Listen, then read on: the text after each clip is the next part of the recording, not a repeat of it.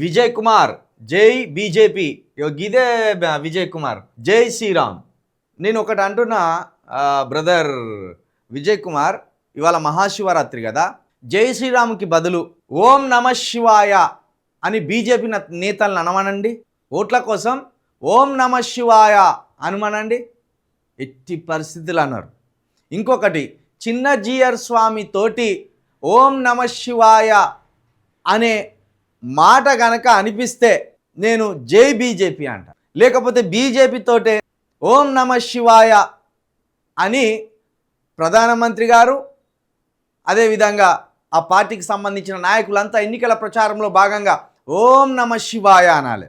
ఇదే స్లోగన్ తోటి వాళ్ళు ఎన్నికలకు రావాలి. వస్తారా? ఎట్టి పరిస్థితుల్లో రారు.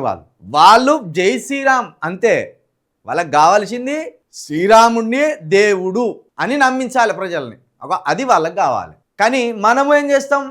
రాముడు దేవుడే, కృష్ణుడు దేవుడే, శివుడు దేవుడే, మల్లమ్మ దేవతే, ఎల్లమ్మ దేవతే, పెద్దమ్మ తల్లి దేవతే అని మనం అంటాం. సమ్మక్క సారక్కలను కూడా మనం దేవత అంటాం. కానీ వాళ్ళు అట్లా అన్నారు, జై శ్రీరామ్, ఓన్లీ శ్రీరాముడే దేవుడు అంటారు. కాబట్టి చిన్నజీయర్ స్వామి నోటితోటి ఓం నమ శివాయ, శివుడే పరమశివుడే దేవుడు, శివుడే అనంతం, శివుడే అనంత శక్తి అని ఒక్క మాట అనమనవా, రేపు పొద్దురి వరకు నేను బీజేపీ కండువ కప్పుకుంటామేట. అలా లేకపోతే మోడీ గారితో శివుడే దేవుడు, ఈ అనంతం శివుడై ఉన్నాడు అని ఒక్క మాట అనమన, రేపటి వరకు నేను బీజేపీ కండువ కప్పుకుంటా. వాళ్ళ మాట అనరు. ఇంకా ఈ దేశాన్ని ముక్కలు చేయడానికి మాత్రమే వాళ్ళు కొన్ని స్లోగన్స్ ఎత్తుకుంటారు.